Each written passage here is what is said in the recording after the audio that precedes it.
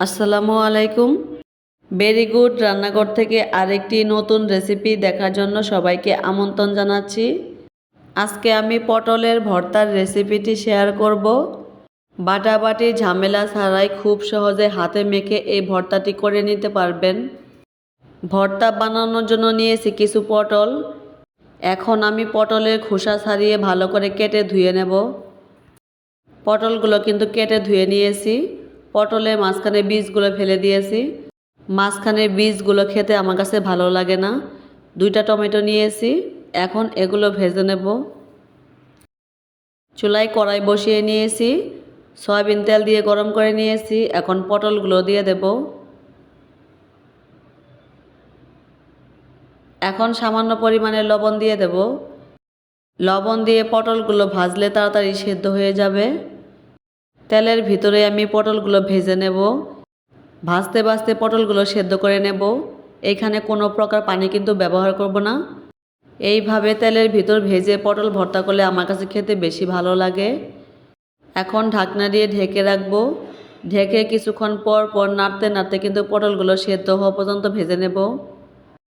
পটলগুলো কিন্তু ভালো করে ভেজে নিয়েছি। পটল একদমই সেদ্ধ হয়ে গেছে। একটু লাল লাল করে আমি ভেজে নিয়েছি। এইভাবে লাল লাল করে ভেজে ভর্তা করলে কিন্তু খেতে বেশি ভালো লাগে। এখন তেল ঝরিয়ে পটলগুলো প্লেটে নিয়ে নেব। যে টমেটোগুলো কেটে রেখেছিলাম সেই টমেটোগুলো এখন ভেজে নেব। টমেটোগুলো একটু পোড়া পোড়া করে ভেজে নেব। ঢাকনা দিয়ে ঢেকে টমেটো সেদ্ধ হওয়া পর্যন্ত ভেজে নেব। টমেটো ভাজতে খুব বেশি সময় লাগে না। টমেটোগুলো ভাজা হয়ে গেছে। টমেটোগুলো প্লেটে নিয়ে নেব। একটা পেঁয়াজ কুচি করে নিয়েছি আর কিছু কাঁচামরিচ নিয়েছি। এগুলো তেলের ভিতর একটু লাল লাল করে ভেজে নেব। ভেজে নামিয়ে নেব। ভর্তা বানানোর জন্য সব উপকরণ একদম রেডি। মরিচের ভিতর সামান্য পরিমাণে লবণ দিয়ে মরিচগুলো ভেঙে নেব। পটল ভাজার সময় কিন্তু লবণ ব্যবহার করেছি, এই কারণে লবণটা একটু কমই ব্যবহার করলাম। এরপর ধনিয়া পাতার সাথে মরিচগুলো ভালো করে মিশিয়ে নেব। টমেটোর উপরে যে একটা খোসা থাকে সেই খোসাটা কিন্তু আমি ফেলে দিয়েছি। ভর্তা খাওয়ার সময় টমেটোর খোসা মুখে লাগলে একদমই ভালো লাগে না, এই কারণে আমি আগেই ফেলে দেই।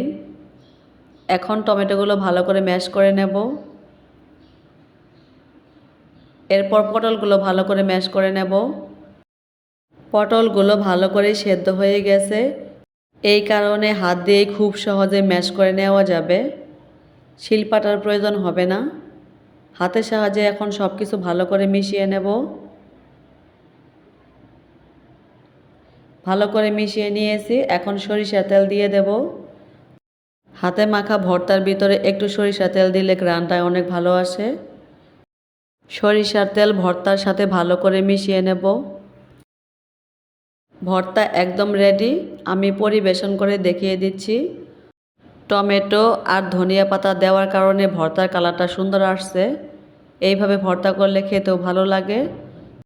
আজকের এই ভর্তার রেসিপিটি কার কাছে কেমন লাগলো আমাকে কমেন্টে জানাবেন। এই রকম আরও নিত্য নতুন রেসিপি নিয়ে চলে আসব।